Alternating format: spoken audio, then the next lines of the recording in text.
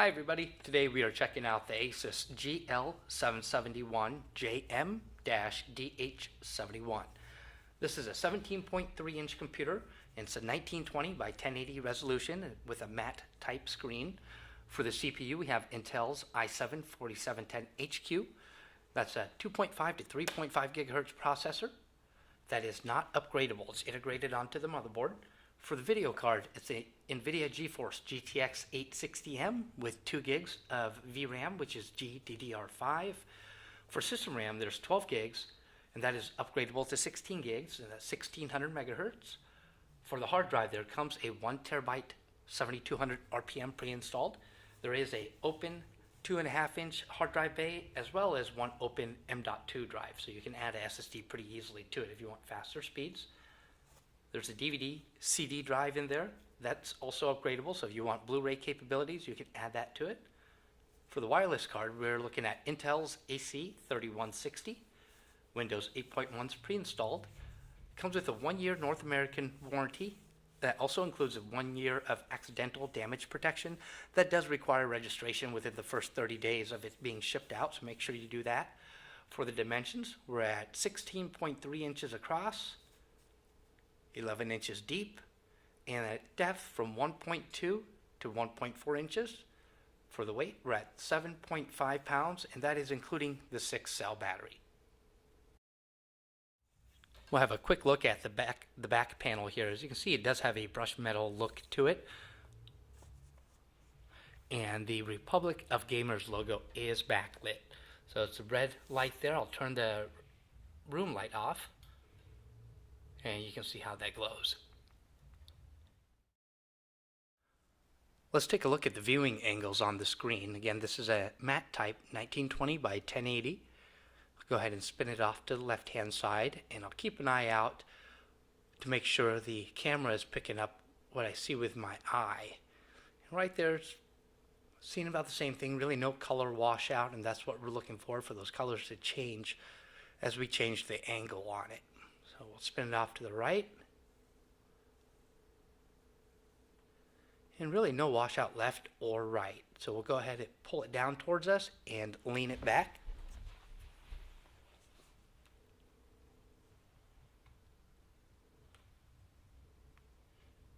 You can see the red on this camera losing a little intensity there.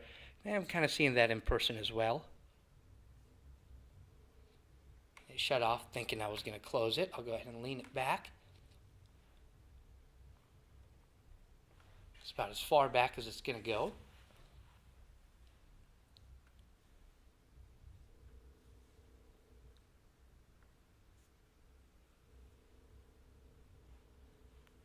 And that gets us a good idea of the viewing angles there.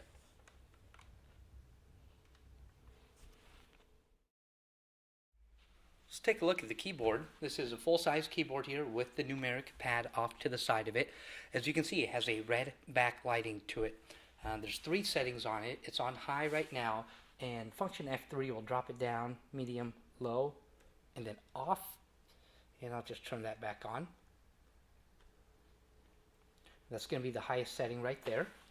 It's a chiclet type keyboard, and how it's designed, the keys actually come through the chassis, if you will.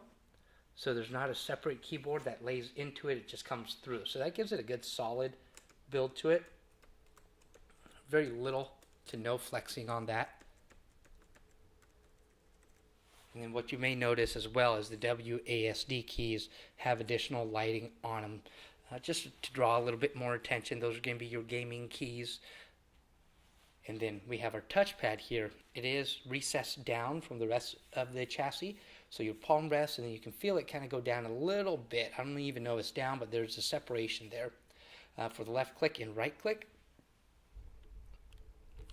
there you can see there's no separation there. There's just a little mark to indicate where it's at, but it's just painted on there. You can't feel it. So as you go across, very smooth, but it is a different texture there, so you can feel where that touchpad is. And it is going to be centered with the keyboard. So sometimes it looks off-centered to the rest of the computer because it's more on the left-hand side, but it is centered directly with the keyboard there. Let's take a look at the ports around the computer. Starting on the left-hand side, that is your power, so that's where the AC adapter goes in. Then we're going to have the left-hand exhaust vent right after that. Some ports coming up off to the side. First we're going to have an Ethernet port, and that looks kind of small, but it's hinged, so when you put your Ethernet cable in there, it'll hinge down and hold it in place. We have a mini display port, HDMI, and then 2 USB ports there. And then let's spin it off to the right. Just give me your status indicator lights. We'll come back to that in a minute to get a better view of those to show you what's all included in the lights. Go off to the right hand side. First port's going to be your headphone port, followed by 2 more USB ports.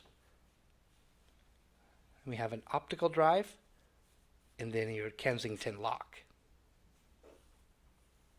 On the rear, there's no ports on the rear there, so we'll just finish back off on the right hand side where we started off.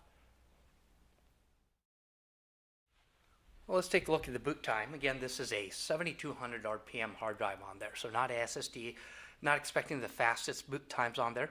At my phone setup, I'm going to hit the start and the power button at the same time. So we'll go 3, 2, 1, go. And this is from a dead cold boot, not a reboot or sleep or hibernate or anything like that. And I'll do my best to stop this once we hit the desktop.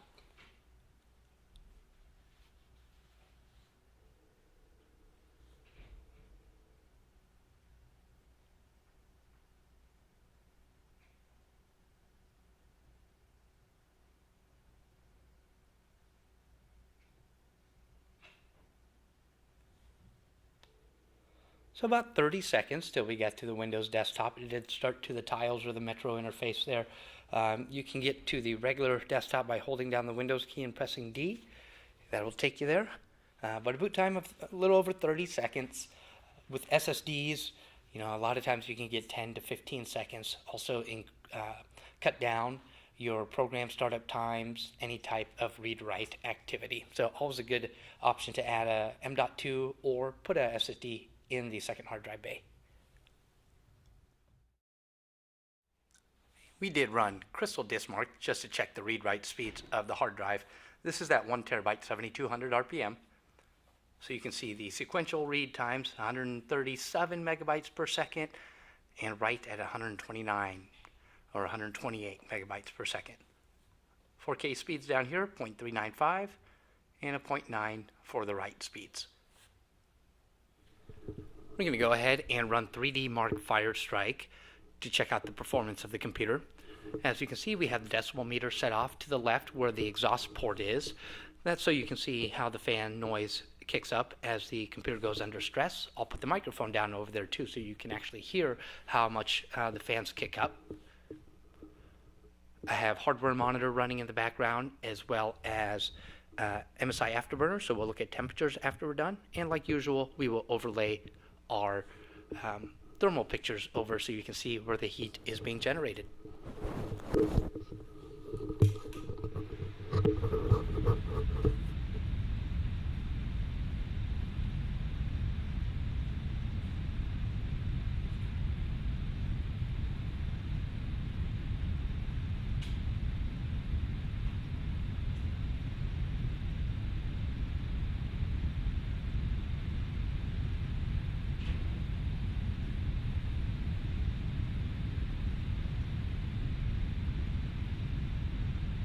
Right, we're finished up with 3D Mark Firestrike. So here's the results. You can see the score 3,614 there, the graphics score 3,860, a physics score 8,289, and a combined score 1,156. Again, it's the NVIDIA GeForce GTX 860M and the Intel i7-4710HQ.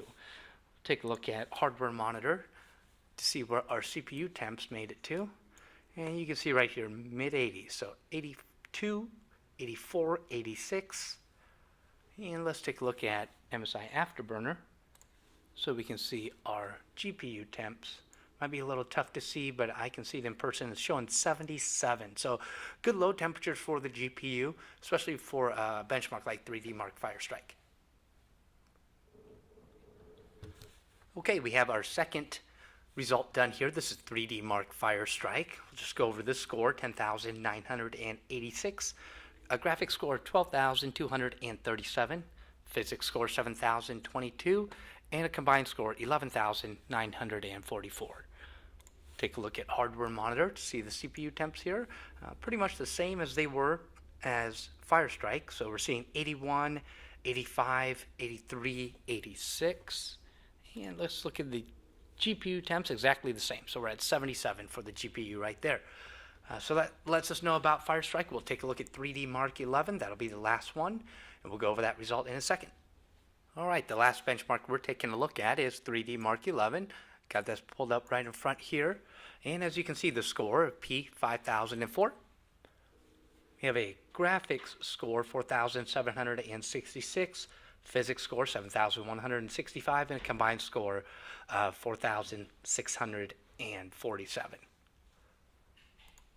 Take a look at hardware monitor to look at CPU temps, just where they've always been on the last previous ones too, 81, 82, 86, 85. And for MSI Afterburner, a little bit cooler here. We're looking at 75 compared to 77 that we were seeing on the other one. So that's going to give us a good idea of benchmark performance. That's the three that we like to run recently. So we're finished up with taking a look at those.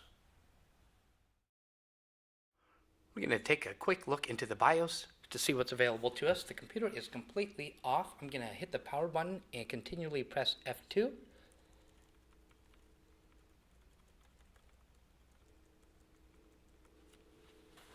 That'll take you into the BIOS. So on the main page here, it's just going to be more information than anything else.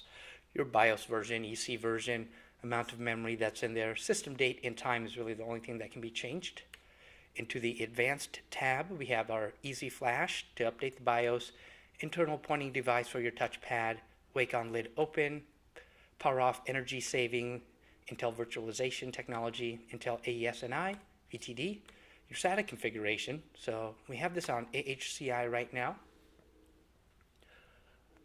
Then we're going to go to the graphics configuration, USB configuration, and your network stack. Going off to the boot menu, you can enable or disable the fast boot, launch CSM option. Boot 1 is the Windows Boot Manager. You can add a new boot option or delete a boot option. So let's go check that out.